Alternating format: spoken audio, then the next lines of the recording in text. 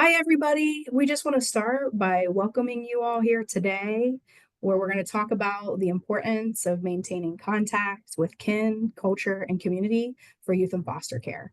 We're going to give everyone a few minutes to kind of come into the space. So, if you guys would just drop your name in the chat with maybe your location and your role so we can get to know all of you who are going to be here with us today.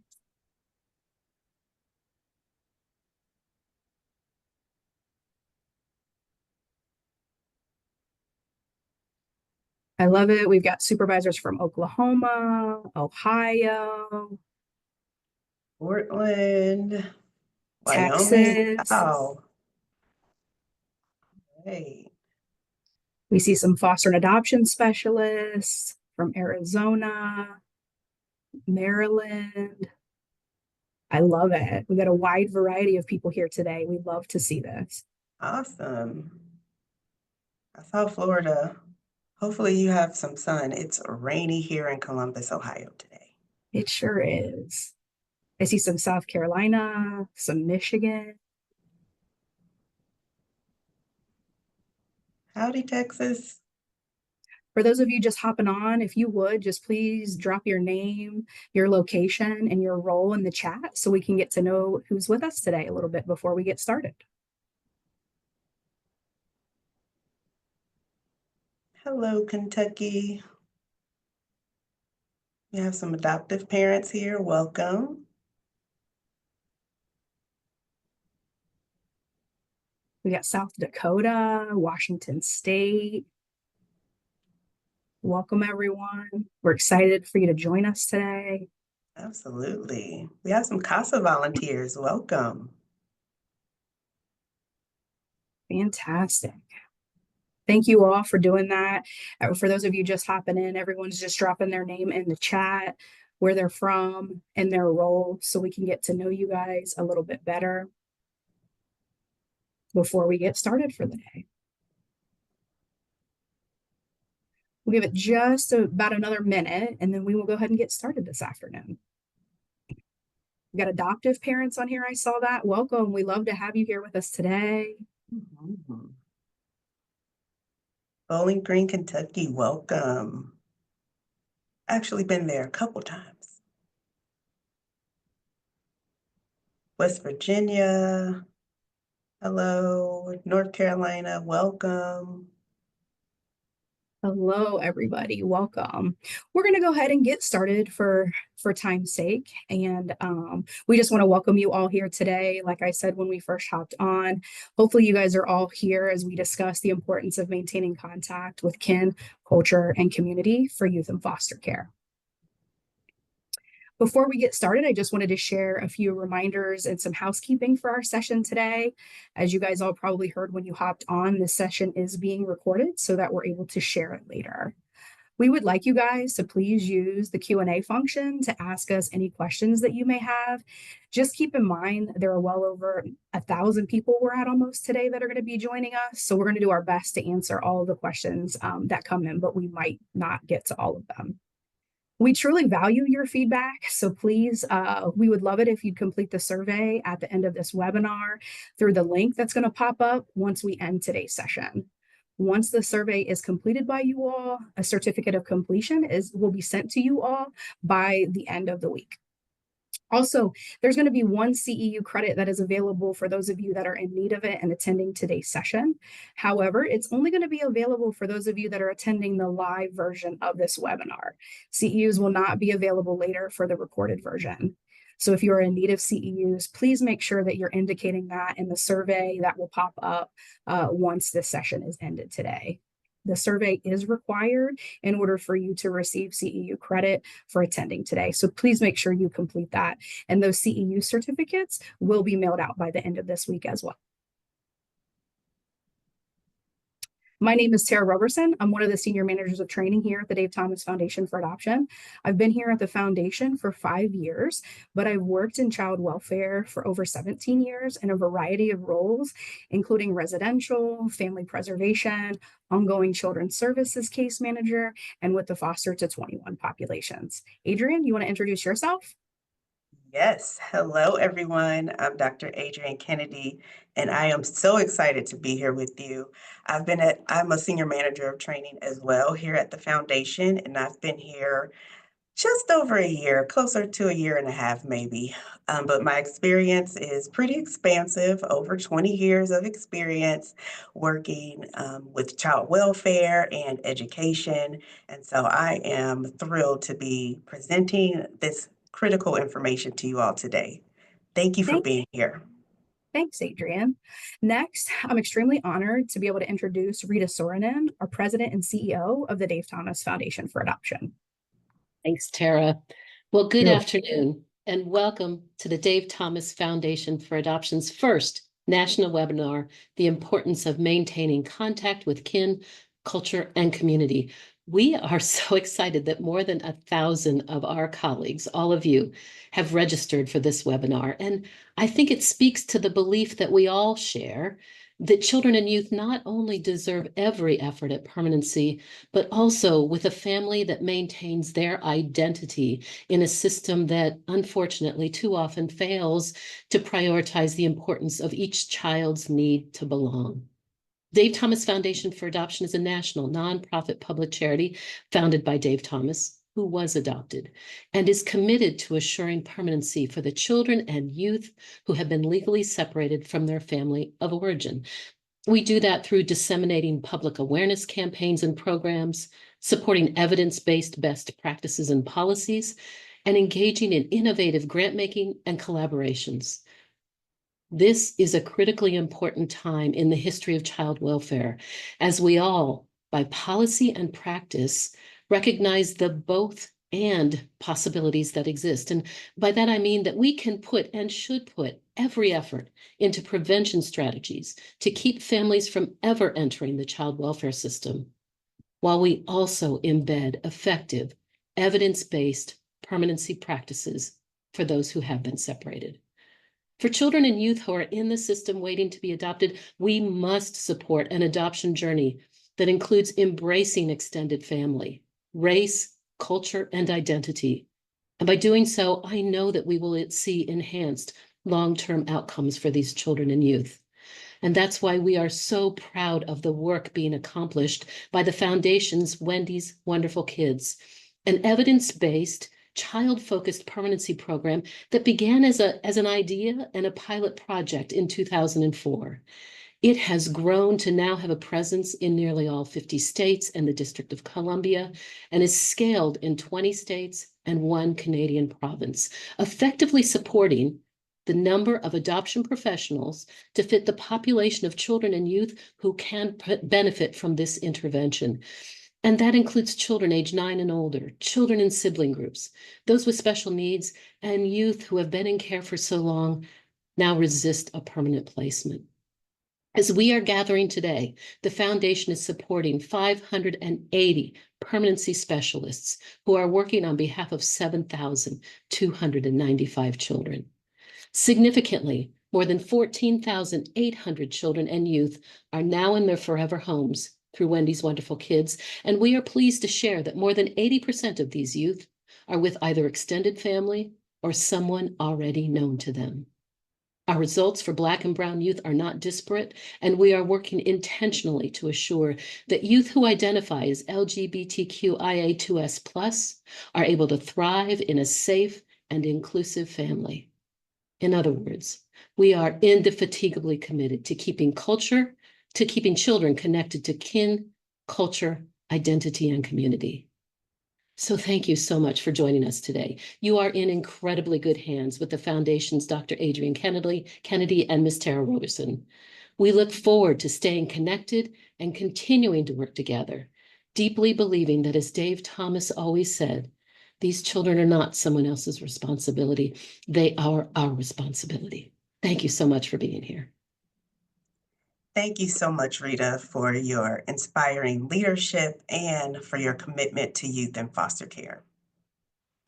Now, today, as we discuss the importance of kin, culture, and community, we'll begin by hearing from Michael, a youth who, along with his brothers, experienced foster care and faced some significant challenges firsthand. His story highlights the urgency of our work. Let's listen as Michael shares his experience.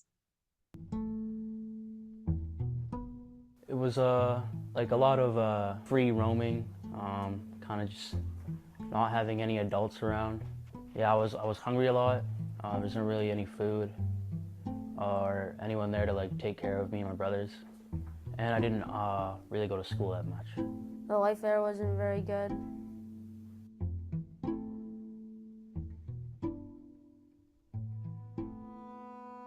Well, I thought I was in trouble, like with the law, because there was police officers there, and I also thought that I like wouldn't see my family, my brothers, ever again. So it was scary. So Michael's words here reveal a powerful truth. He said, "I thought I wouldn't see my brothers ever again." Imagine the fear and uncertainty that Michael faced when the police showed up. Let's reflect on this. Please grab your phone and open the QR scanner as we prepare for our first interactive activity. So for this activity, I want you to imagine being in Michael's situation. Think about what fears and concerns that you might have if you were him. Now, to participate in this activity, you'll need to scan the QR code on the screen, or you can visit menti.com. Enter the code at the top of the screen. I see some answers coming in. Thank you. You'll see the question and space for your response, so go ahead and enter your thoughts in. It may take a second for your response to pop up, but we should see it. They're coming in fast, Adrienne. We have a They lot coming are. through. I see scared, alone, wondering where I'm going. Yeah. And Michael shared some of those experiences. Remember, he said he often felt hungry, that he roamed freely without adult supervision, had little or no schooling, and he felt Yeah. scared when the police showed up. He thought that he was in trouble. Those conditions obviously left him with some deep fears, especially about never seeing his brothers again.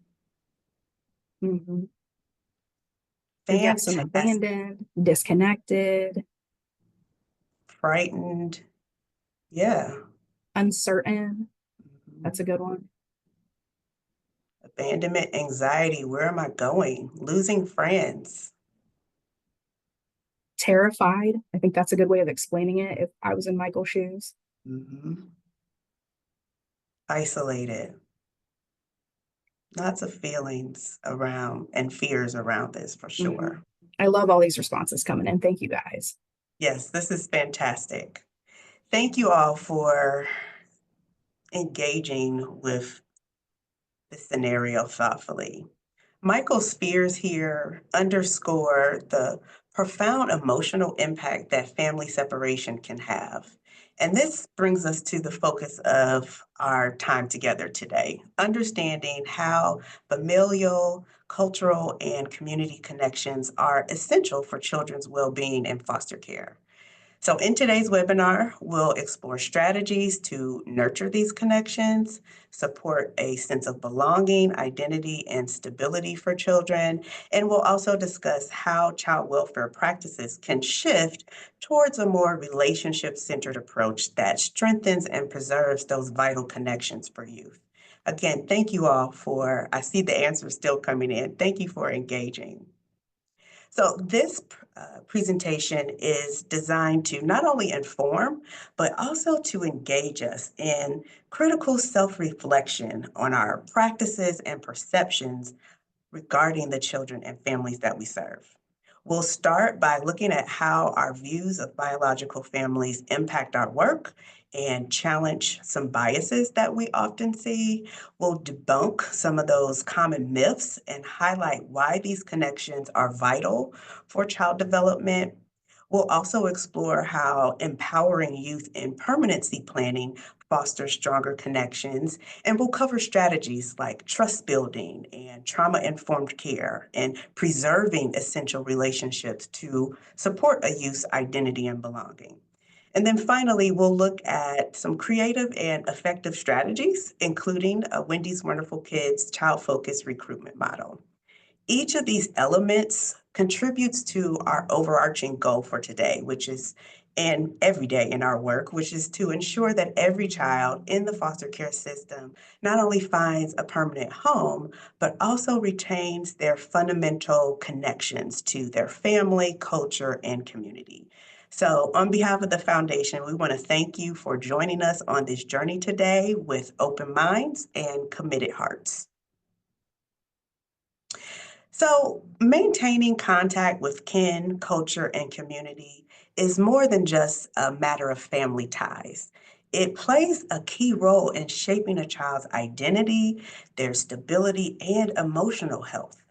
What we know is that contact with a child's kin, culture, and community is crucial for their overall well being and development, especially for children in foster care. Youth have shared that severing their connections with biological family members can sometimes be more traumatic than the abuse or neglect that they may have experienced. And research has shown that maintaining family connections can help mitigate feelings of loss and abandonment, which reduces those long term emotional trauma associated with separation. Also, having a connection to kin and community provides youth with a sense of identity and history and cultural roots, especially those from diverse cultural backgrounds and youth that are in transracial or transcultural placements. Youth placed with relatives or within their cultural community also have a greater chance of preserving cultural traditions and language and values, which also contributes to a more stable sense of self. Also, youth in foster care often tell us how having those lasting, supportive, and authentic emotional connections with caring adults gives them a sense of belonging and feeling loved and a sense of security and stability. So, nurturing relational permanency with supportive adults, while also at the same time working towards legal permanency, is vital. It's crucial that we have that dual focus for a child's emotional and social development, particularly in the face of separation and instability that we often see in foster care. This is also true for sibling connections as well. Maintaining those connections and that contact with sibling also provides emotional stability and relational permanency because siblings often provide a sense of belonging, even if they can't necessarily live together. So, as we continue to reflect on the crucial roles that kin, culture, and community play in nurturing the well being and identity of children in foster care, I'd like for us to take a second to hear from Michael once more. In the next segment, Michael shares his thoughts on the importance of cultural connections and how being part of a biracial family has given him a deeper understanding of his own heritage. His experience highlights not only the importance of maintaining cultural ties, but also the profound impact that connections can have on a child's self perception and emotional resilience. So let's listen to Michael again as he explains, in his own words, why staying culturally connected is vital for youth's growth and understanding of themselves and the world around them. I was like curious about like my heritage, my culture and stuff, because I never really had the time to learn about it. So yeah, it was a good thing for me that it would be a biracial family. I think it's just so important to keep kids connected culturally with their family, because they're able to come home and have people truly understand what they've been through and what they're going through. They're able to empathize and give them that support in a way that's different than sympathy. I remember one of the boys saying words like "those black people," and now he says "us black people." So I feel like they're a lot more connected to themselves. The world it's harsh already, and they've been through a lot in their life already. Just to be themselves and be confident in whatever they choose to do in their life. So in this clip, we heard Michael say, "I was curious about my heritage and culture. I never really had time to learn about it, so it was a good thing for me that it would be a biracial family." This again highlights the strong need for foster children to explore and connect with their cultural identity. For Michael, joining a biracial family gave him access to parts of his heritage that he hadn't explored, fulfilling his desire to connect with his roots. Michael's experience reminds us why it's vital to help foster youth engage in their cultural or with their cultural backgrounds. And biological families play a significant role in a child's life in the recruitment process as well. Their involvement often brings invaluable emotional support and continuity to the child's life. However, it's crucial to recognize and address certain perceptions about biological families that can sometimes create challenges in our work. Sometimes biases toward biological families, especially those from marginalized backgrounds, can cloud our perception. Common misconceptions include beliefs that children in foster care shouldn't have contact with family in order to stay safe, or that family members with challenges like substance abuse or criminal histories should be avoided. There's also the idea that biological parents are indifferent to reunification, or that kinship caregivers always want to adopt to make the arrangement permanent. The reality is that maintaining family connections is crucial for a child's emotional well-being and identity. And regular, safe contact can reduce grief, promote healing, and help children understand their family situation, which can lessen feelings of abandonment. And while adoption isn't always the goal in kinship care, these caregivers play a vital role in supporting the child's cultural identity and emotional health. The bottom line is that connections with biological families and kin are essential for a child's development and identity, helping to ease the trauma of separation and fostering long-term emotional wellness. Tara, can you talk to us more about the value of biological families? I sure can. I sure can. Thanks, Adrienne. So, as evidenced through our youth voices and what they tell us, terminating that legal relationship between biological parents and the youth does not terminate the emotional relationship. When working with older youth, they typically continue to engage birth family in a lot of other ways. Typically, we're seeing that through social media, but it's really important to help youth maintain relationships with family in safe and appropriate ways. We had a Wendy's Wonderful Kids recruiter tell us that they had a youth on their caseload who had found his biological father through social media and had been corresponding with him regularly. The youth really wanted to see his father so much, but was afraid to tell anyone on his team because he thought he wouldn't be allowed to see him. The youth instead ended up stealing foster parents' car and driving to a neighboring state to see his father.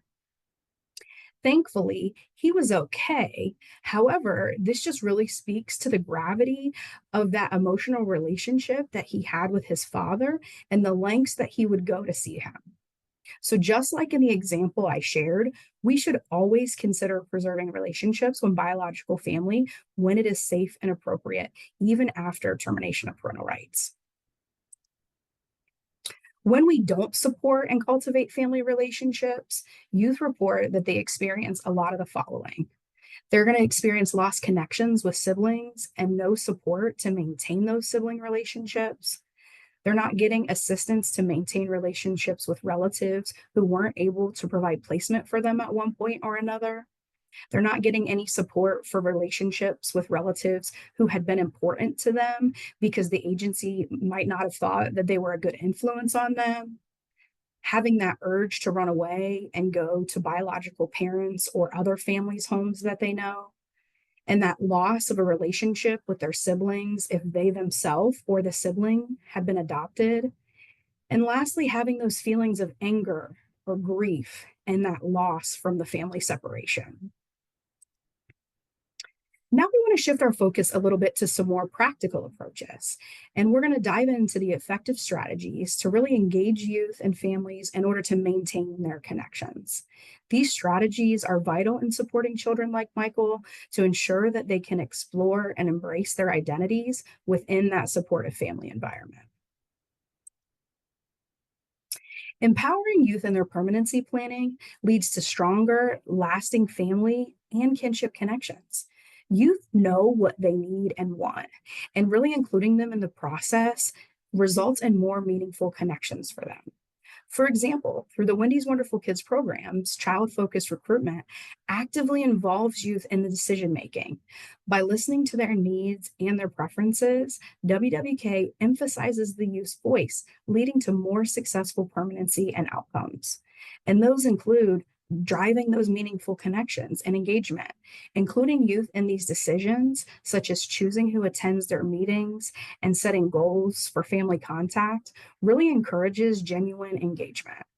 In the WWK program, youth are given the opportunity to express their thoughts on adoption, allowing them to feel a sense of ownership in the process.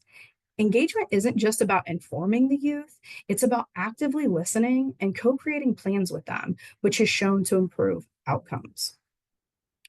Youth often also know who best their key connections are, and programs like WWK focus on building a supportive network by encouraging youth to share information about those important adults in their lives. And this input is critical for preserving relationships that they may otherwise have lost or be lost. Involving youth in the planning also gives them ownership and control, which really increases their investment in any of these relationships. And as demonstrated by Wendy's Wonderful Kids, this empowerment boosts their confidence and really allows youth to make independent decisions about family connections. They can determine which relationships matter most to them by addressing unresolved grief and complex family dynamics. Youth may also have concerns such as fears around adoption, and in programs like Wendy's Wonderful Kids, providing them a safe space for honest conversations allows youth to explore options like guardianship and adoption, which can actually ease their worries. This approach has helped many youth that are served by WWK to overcome their initial fears, illustrating the positive impact of transparency and trust building. Youth are not passive recipients in the system. They have invaluable insights for shaping their future, and by prioritizing their voices and facilitating opportunities for more meaningful and lasting connections, we can help create better outcomes for youth in foster care. Adrienne, can you share with us a little bit more about those outcomes? Absolutely, I'd love to. Thank you, Tara. Yeah. And like Tara said, empowering youth really does lead to better outcomes. When we give youth a voice and they are allowed to have influence on the decisions that are made, it leads to more stable placements, fewer disruptions, and it fosters a safer and more successful environment. Supportive, genuine relationships allow youth to feel heard and respected, and that in turn boosts their self confidence and helps them to tell their own story and build resilience. So, by involving youth in decision making, they gain the information they need to make the choices that feel right for them. And again, that gives them a valuable sense of control over their future. So, centering youth voices, especially those marginalized youth, helps challenge biases also within child welfare and moves us toward a fairer, more equitable practice that prioritizes family connections as well as youth voice. When youth and families and professionals are able to collaborate with a focus on the youth perspective, it builds trust and it strengthens that support network, which enhances everyone's role. Empowering youth to actively engage in their permanency planning not only builds trust, but also leads to more meaningful, stable, and lasting outcomes that support the youth's overall well-being. So I wanted to share also a quote from the Wendy's Wonderful Kids recruiter that worked with Michael and his siblings, because this is a really important reflection here. Cynthia, the WWK recruiter, reflected here on the powerful impact of youth empowerment in achieving permanency. And she said that I was fortunate because all three boys were clear about what mattered to them in a family. And like Tara said earlier, youth do have unique insights into their needs, and they often know the significant people in their lives. So involving them directly in permanency planning helps them identify and maintain connections with family, aligning with outcomes that are in alignment with what their hopes and dreams are. So open, honest conversations can address any misconceptions about permanency, making the youth more open to meaningful, lasting connections that truly align with their needs. Also, building trust and empowering families is essential, and we know that it's essential in child welfare, and it requires genuine, respectful relationships between professionals and families. So I want to share a couple of strategies that you might use to help build that trust with families. First, it's open communication and collaboration. Those two things are vital. We want to approach families with empathy and respect, and again, involve them in decision making to lay a foundation of trust. Also, we want to use a strengths-based approach, recognizing and building on what families already bring to the table. So asking questions like, what do you think would help you reach your goals, encourages families to take ownership, and it also promotes creative problem solving. Support should also be culturally responsive and aligned with the family's cultural background and beliefs, showing respect for their unique perspectives. Advocating for systemic change is also critical. We have to work to reduce barriers and promote equity, especially for marginalized families, by pushing for trauma-informed and culturally responsive practices. In terms of reunification, prioritize it whenever possible and safe, ensuring that families are prepared and supported to make reunification successful.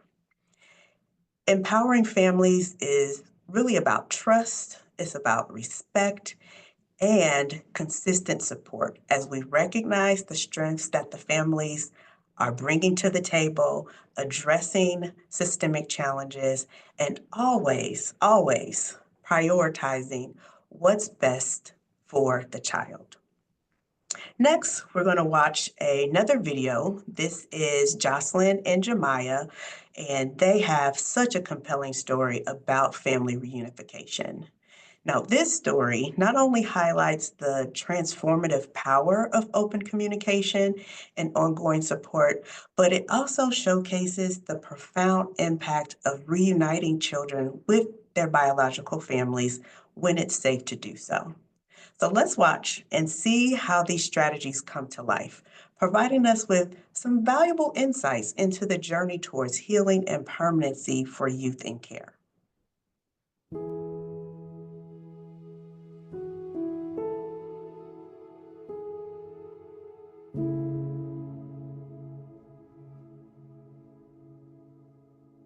And Jemiah was frustrated because she felt like nobody was listening to her. She was 14 years old, so she was young, she was pregnant. She had emotions all over the place. But one of the things that I noted in my getting to know her was that she only talked about her mother. Everything was about her mother.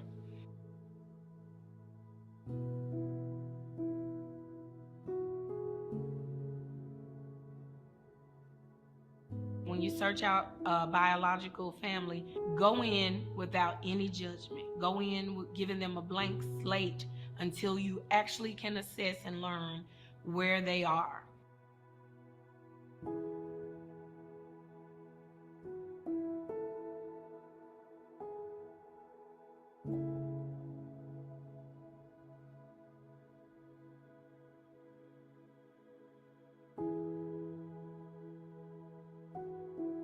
Lakeisha had some anger initially, but once I broke through that, she opened up beautifully, and everything I needed from her, she began to provide to me. She's very transparent about her own story and what she's gone through.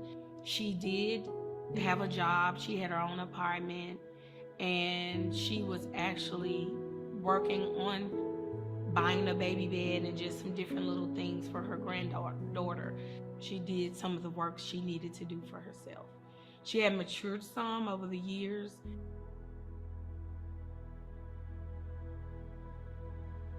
Once she found out that we were considering her mother, she totally changed. We had a celebration, and she actually said, "Miss Jocelyn, I'm gonna give you a front hug. I don't do this, and I'm not gonna ever do it again. So this is gonna happen one time. Are you ready?" So she gave me a hug. The sadness, the depression, the lack of interest that she showed in doing things, a lot of that went away.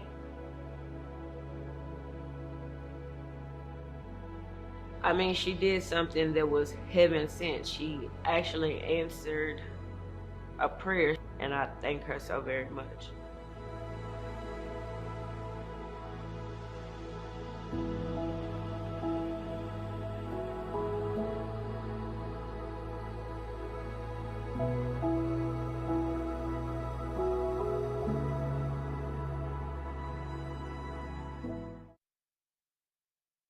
Let's take a moment to reflect on what Jocelyn says here. When you search out a biological family, go in without any judgment.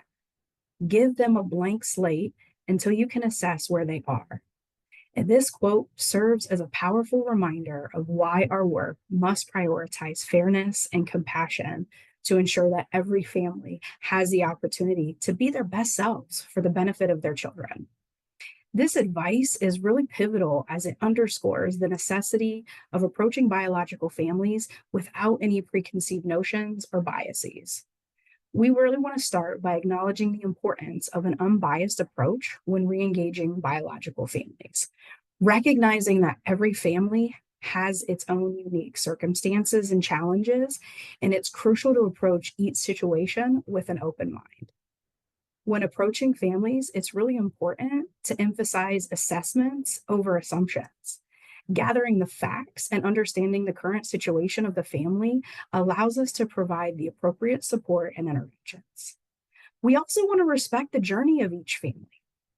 A lot of the biological families you're going to encounter within the child welfare system are on a path of recovery or improvement, and premature judgments can hinder the process of reunification or support. It's important that we approach families with empathy and understanding in order to bridge the gaps between child welfare professionals and the families themselves. By giving families a blank slate, we're creating an environment conducive to open dialogue and trust. Through building relationships that are based on respect and understanding can greatly influence the outcomes for children in foster care, providing them with that stability and sense of continuity.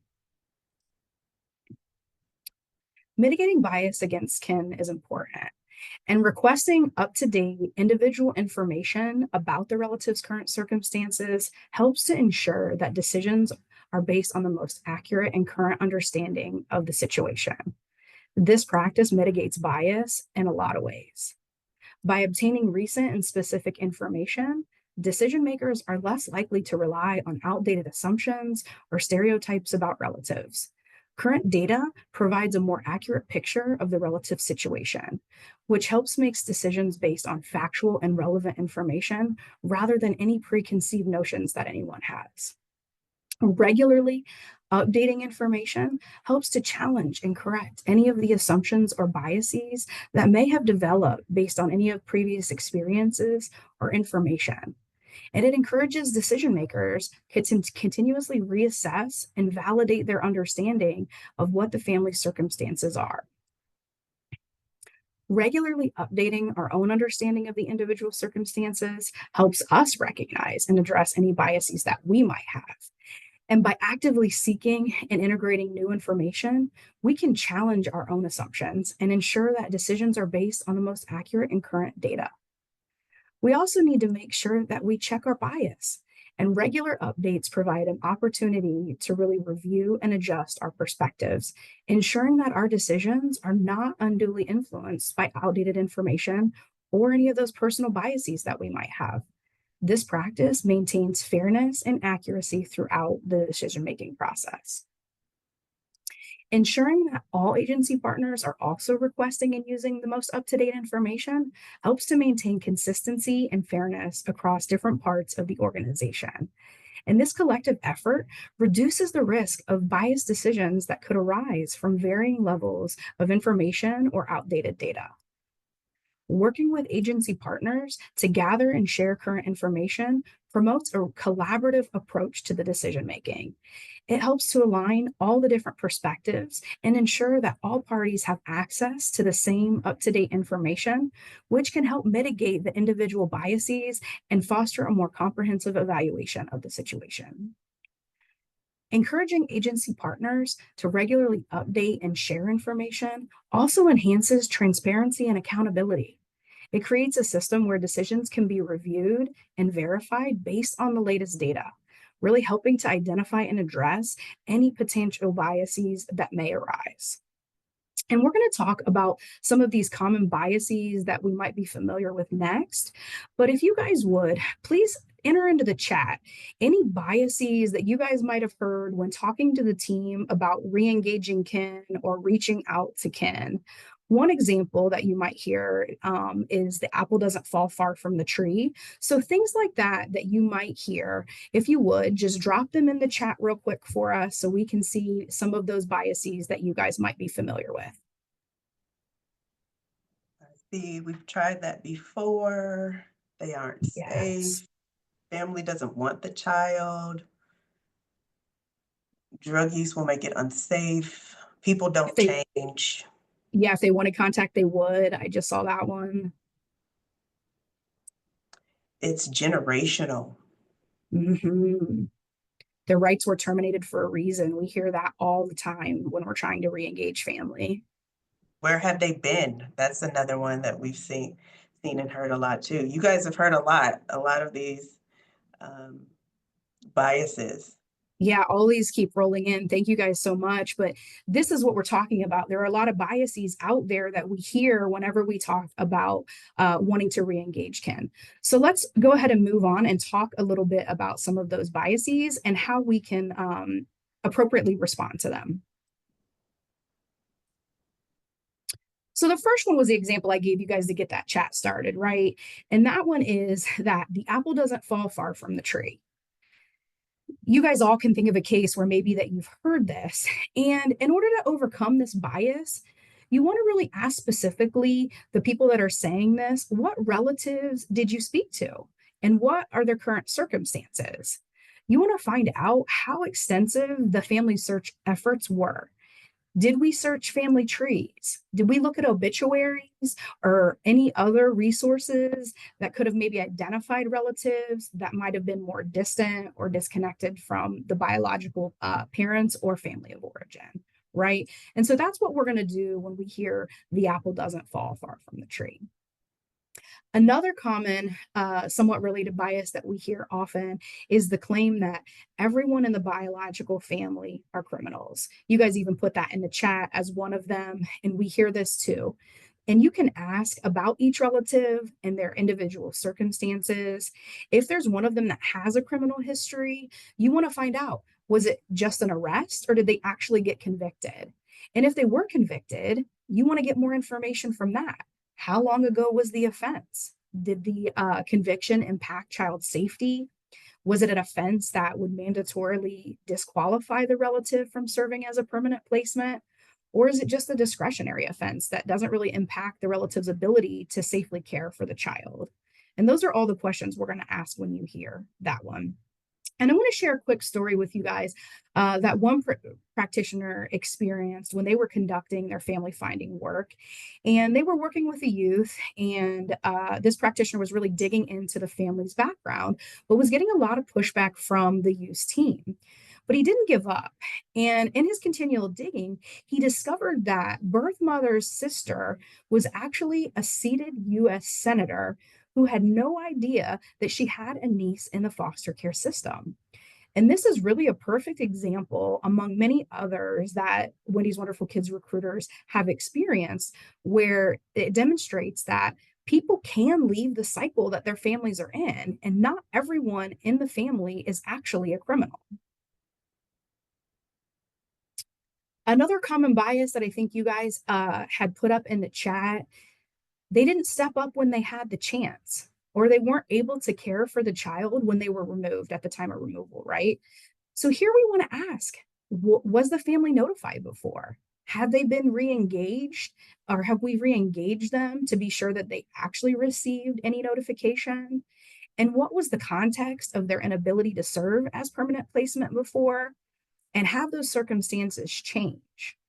I know when we think about it, I'm not the same person I was 5 years ago. And if I were to ask most of you, you would say the same. And so we need to keep that in mind when we're talking about families being able to change and those circumstances to change from what they were when we hear they didn't step up when they had a chance.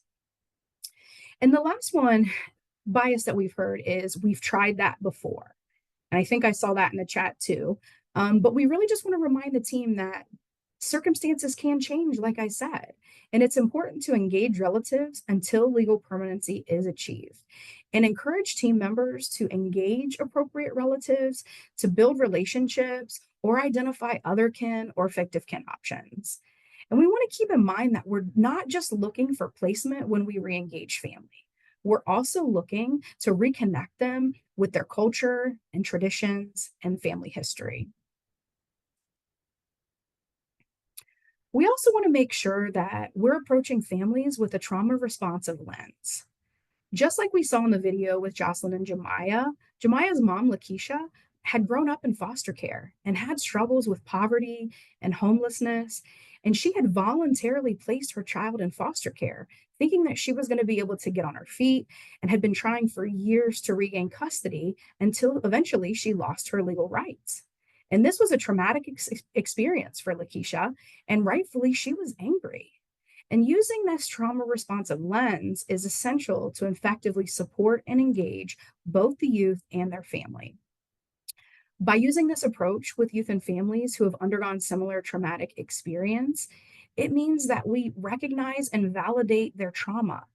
By acknowledging the trauma that the family has experienced, recognizing the profound impact of the challenges that they have faced. Validate their feelings of anger and grief as understandable and justified given their circumstances. And that giving them validation can be a crucial first step in building that trust and rapport with the family and youth.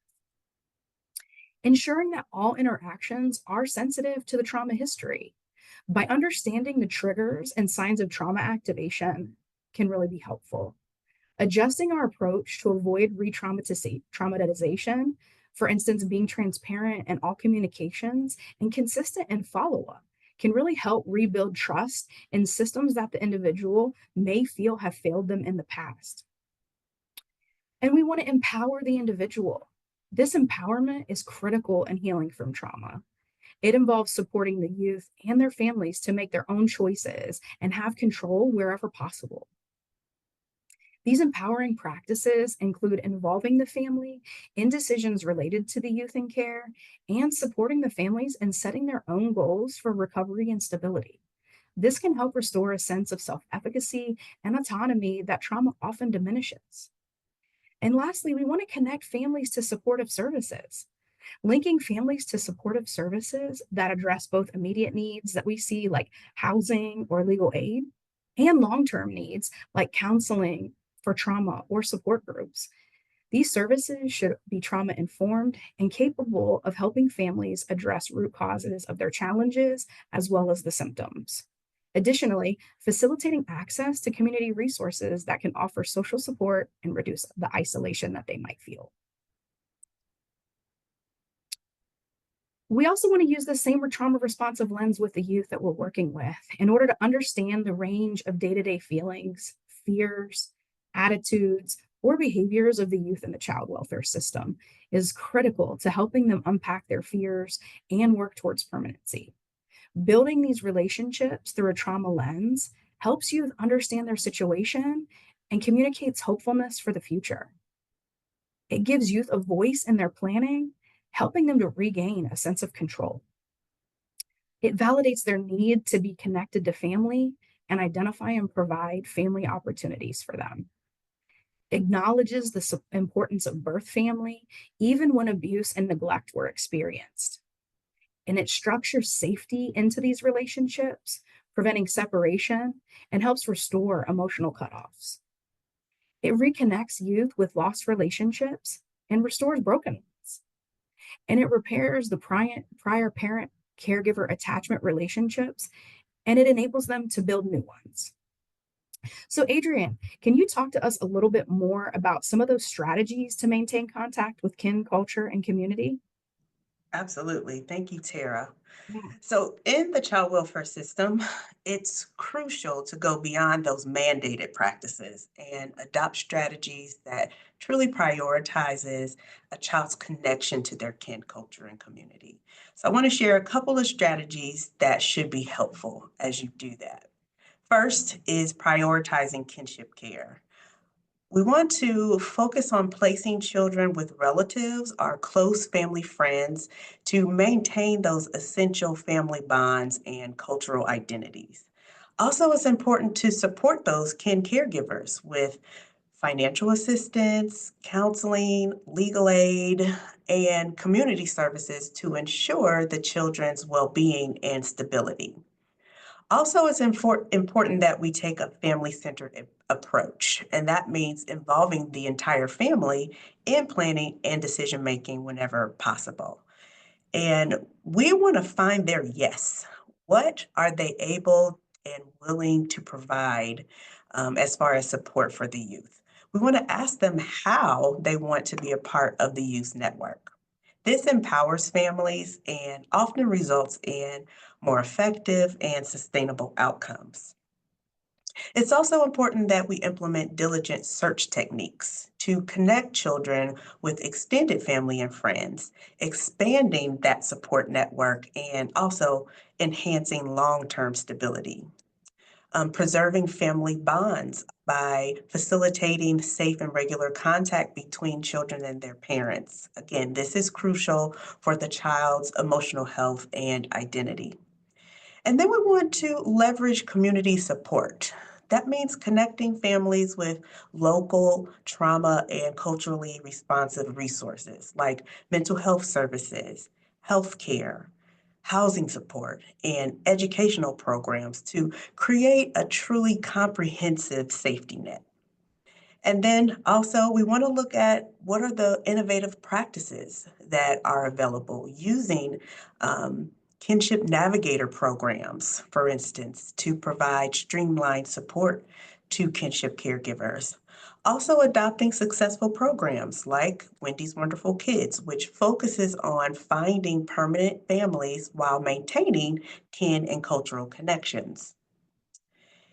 And I will say, the Wendy's Wonderful Kids child-focused recruitment model has proven to be 3 times more effective at serving children who've been in foster care the longest. This data comes from a rigorous 5-year evaluation conducted by Child Trends based out of Washington, D.C. And it highlights the significant impact that child-focused recruitment can have on permanency outcomes for children who've experienced long-term foster care.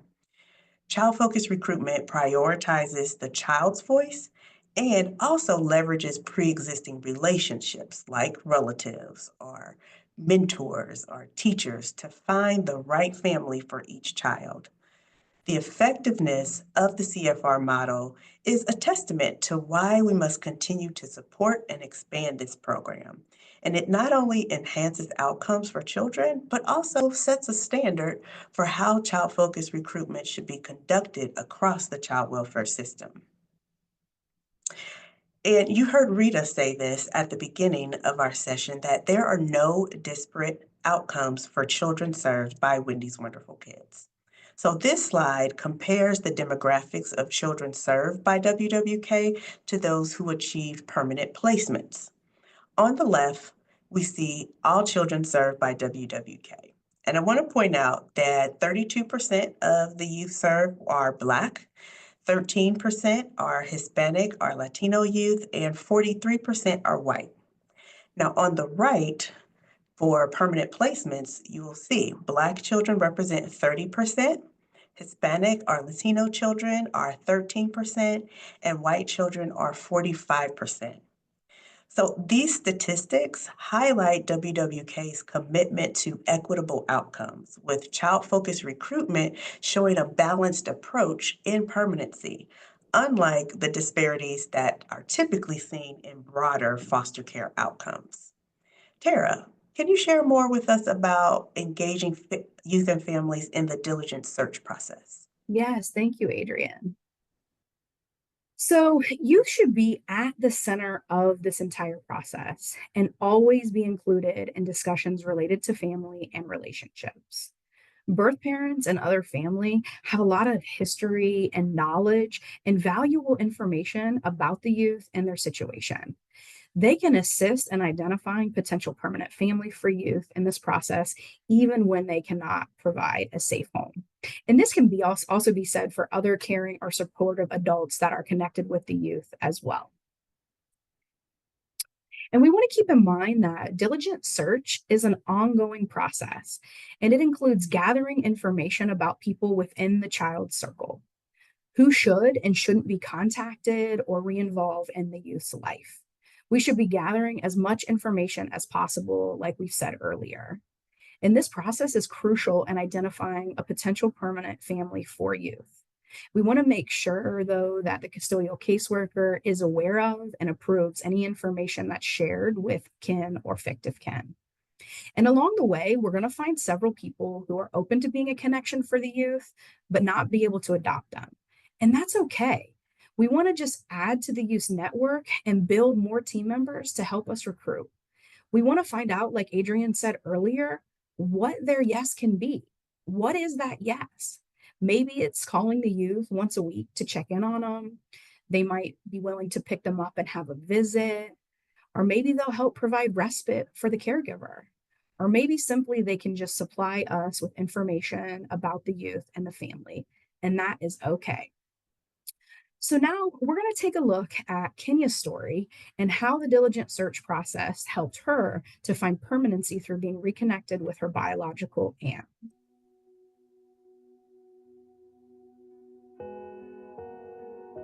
I was in foster care for 9 years.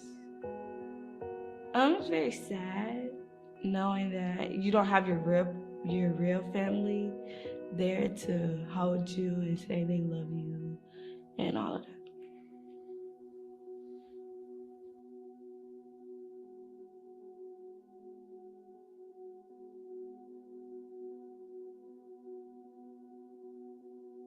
And one point they said that I was going to max out in foster care, and I didn't want that. So that's when Miss Chelsea came along and told me that she's with the agency that helps kids to get adopted. She was so excited. She was like, when am I gonna see you next? When's our next visit? And it was exciting for me to see that she wanted a permanency.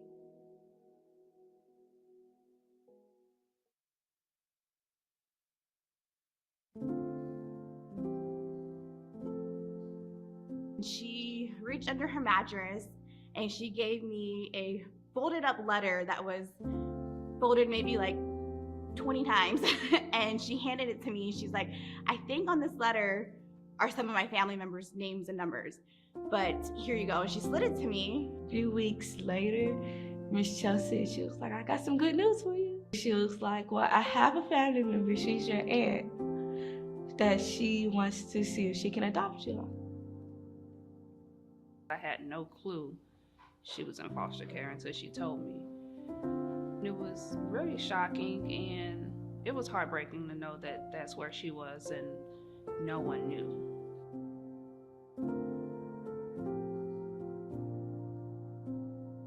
I was always to myself. But when I got around my mom and the rest of my family, I started opening up, actually talking to people, not being sad. I feel strong. She has so much confidence now. Oh, now she is full of joy, full of excitement. I have seen her change dramatically since first meeting her.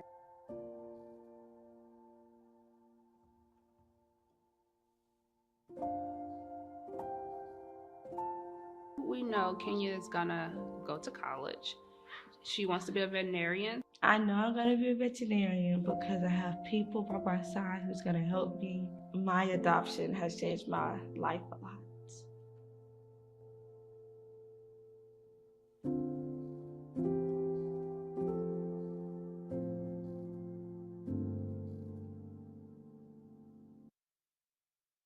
We really love this because Kenya felt comfortable and trusted her recruiter that she was able to share that little piece of paper with all of those names of her family.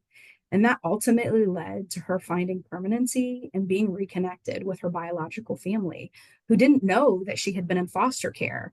So that further, emphasizes what we've been talking about today. At this time, we'd like to open it up for some question and answers, and we have a couple that have come through. So, Adrian, you want to address the first one?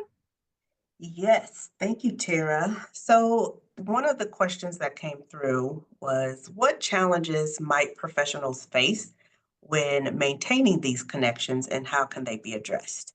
And this is a very important question. I'm glad that it was asked. And I want to try and offer some insight here. Challenges in maintaining connections for children in foster care are a given. Of course, we know we're going to run into some challenges, and they may be logistical challenges. It may be that there's initial excitement from family members that then shifts over time. And sometimes there may even be reluctance from biological families due to past conflicts or a variety of other reasons why there may be challenges. But here are a few ways that you might address some of those common challenges. First, with regards to logistical issues, of course, distance, timing, and transportation are common barriers. And to overcome these, we might use virtual visits. We might set up flexible meeting schedules and provide transportation assistance when possible. That makes it easier for family members to maintain involvement in the child's life. When it comes to navigating that initial excitement and then changing commitments, family members may initially express eagerness to support the child, but then later recognize that they can't follow through. And professionals can address these issues by having, again, open, honest conversations with family members early on about the level of commitment required and exploring other ways that they can support the child, such as staying involved through regular contact or offering support in less demanding ways. This approach also helps challenge and reduce any biases that professionals may hold about the family's reliability by framing each interaction as an opportunity for family engagement rather than a success or failure. Also, resistance from biological families can stem from negative past experiences with the child welfare system. And so that building of trust requires respectful, open communication and also consistent, non judgmental interactions. Acknowledging and addressing past issues can also help rebuild the family's confidence in their own role in the child's life. And also, we want to be really intentional about maintaining consistent communication. Regular, clear communication helps build trust and understanding among all parties. Ensuring that family members feel heard and respected can strengthen those relationships and support the child's long term well being. Thank you for that question. Yeah, that was a great question. Thanks, Adrian, for that support. Another one of the questions that had come through quite often was, How do you handle situations where maintaining contact might not be safe for the child? And this is a really good one as well that comes up quite often. And in situations where maintaining contact with biological parents may not be safe for a youth in foster care, ensuring their youth safety is paramount, of course. It's important to remember that every case is unique, like we said earlier, and that the measure should be tailored to meet the specific needs of the youth while ensuring their utmost safety. We want to prioritize the youth safety above all. If contact with biological parents poses a risk, we have to ensure that no further harm is done. And we do this by carefully evaluating the risks that are involved with maintaining that contact, considering those factors like the severity of the past abuse or neglect, what the current circumstances of the parents are, and what are the youth's protective capacities, as we know that those change over time, and their capacity to provide a safe environment for the youth. And if contact is permissible, it's good to think about doing supervised visitation in a controlled environment to monitor these interactions and protect the youth's well-being. And when these direct visits are unsafe, we need to explore other safe communication methods like phone calls or maybe video chats or even letters in order to maintain those connections without physically being together. We've also had families that have set up specific email addresses that are created specifically for maintaining contact with the family of origin. And this could be a good suggestion as well. We also want to make sure we're considering the youth's feelings and preferences about the contact with their biological parents. However, their safety has to be our top priority, even if it contradicts their wishes. We want to make sure that we're maintaining transparency with the youth about the reasoning behind some of those contact restrictions and actively address any of their feelings that they might have of grief or confusion as to why they may not be able to see family. We want to make sure that we're supporting them through therapy to help them cope with the trauma and providing guidance on managing any of those complex emotions that are related to their biological parents or their family of origin. We also want to make sure that we are equipping foster parents with the necessary resources for training to handle the youth's trauma and facilitate safe interactions with biological parents. And if reunification isn't viable, we strive to secure those permanent and loving home for the youth through kinship care or guardianship or even adoption to make sure we're providing that stability and sense of belonging for the youth.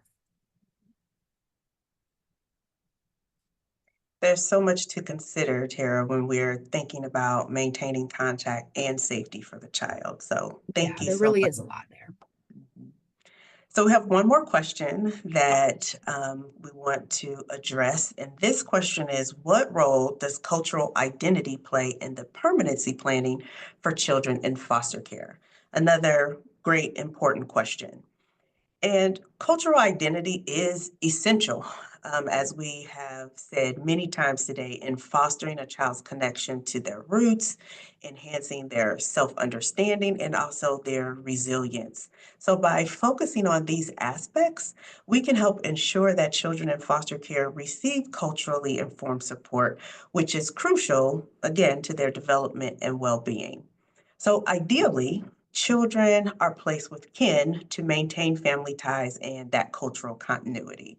This helps preserve essential cultural elements like traditions and language, particularly for children from communities where kinship care is a tradition.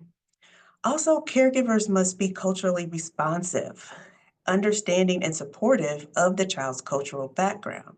This includes celebrating significant holidays and incorporating the child's traditions into daily life to help them feel acknowledged and respected. Also, it's important to connect to opportunities for children to enhance their understanding of their cultural heritage, opportunities that foster ethnic pride and emotional well-being. These experiences can also provide children with a deeper understanding of where they come from. Also, like you heard Tara say, when it's safe and feasible, Maintaining that contact with biological families through various means can also enhance cultural continuity and help the child understand their origins. And then finally, of course, training, ongoing training in cultural competence for child welfare professionals. This helps us as professionals effectively support people from diverse cultural backgrounds in permanency planning. So thank you for that question. Yeah, it's so important that our youth are able to maintain that contact with their culture and their cultural identity. Thank you, Adrian. And we just want to thank you all for taking the time to attend our session today. We really appreciate you guys being here with us. Just a quick reminder to make sure you're completing the evaluation so you are able to get your certificate of attendance, and completing that if you are in need of CEUs. There were a lot of you on here today, and obviously we didn't get through everyone's questions. So if there's something that you feel you need answered or would love to ask us, please feel free to reach out to us. The email is up on the slide at training@davethomasfoundation.org. And also be on the lookout for more of these informative sessions to come here very soon. Excited for more. Thank you all for joining us today. Have a great rest of the day. Have a great day. Thank you so much.